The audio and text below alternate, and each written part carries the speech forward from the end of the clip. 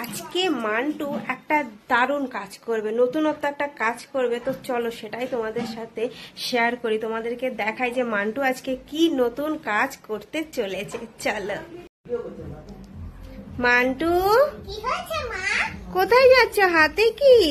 এগুলো তো ফুল। ফুল নিয়ে কোথায় যাচ্ছ?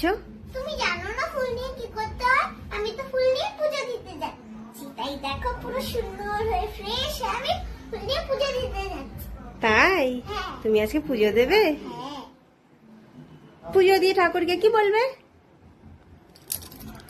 তা আমি তোমায় বলবো না। আমাকে বলবি না? তা কাকে বলবি? ঠাকুরকে। ঠাকুরকে? আয় তাহলে কোথায় যাচ্ছিস পুজো দিতে দেখি। এই যে দাঁড়াও, আগে ফুলটা রেখে ঠাকুর ঘরটা খুলে নিই। আচ্ছা ঠিক আছে, খোলো।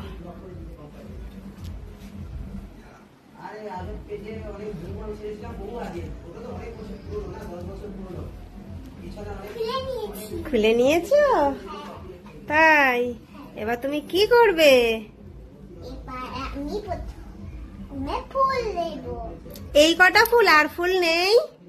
ও হ্যাঁ, আরো ফুল আছে। আরো ফুল আছে? কোথায় আছে কত ফুল! দেখি তো কত ফুল।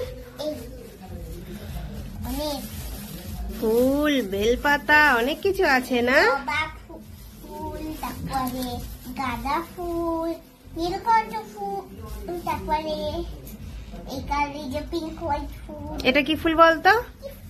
এটা দোপাটি ফুল। দোপাটি ফুল, তারপরে এগুলো বেলপাতা। বেলপাতাগুলো নষ্ট করো না, ওগুলো কিন্তু ধুতে হবে, রেখে দাও, শুধু ফুলগুলোই বার করো। ঠিক আছে, এখানে একটা বেলপাতা, তারপরে আবার এই ফুলগুলো আবার এটা ছোট গাঁদা, ছোট গাঁদা? এই যে আরেকটা, এই আরেকটা নীলকণ্ঠ, জবা। না, অনেক ফুল হয়ে গেছে বাবাই। হ্যাঁ, আরেকটা গাঁদা ফুল নিয়ে নিয়েছি। ব্যাস, ওটা রেখে দিচ্ছ? এবার এই ফুলটা দিয়ে মামা পুজো দেবে। কি কি ঠাকুর আছে একটু দেখাও তো।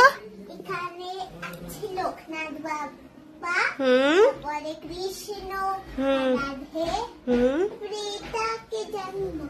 এটা গুরুদেব। আচ্ছা, এটা একটা গুরুদেব, আর এটা দেখে তো বুঝতে পারছি। লক্ষ্মী ঠাকুর। ও লক্ষ্মী ঠাকুর, এটা এখানে ভোলে বাবা। বলে বাবা শিব ঠাকুর, ওপরে রয়েছে জগন্নাথ দেব।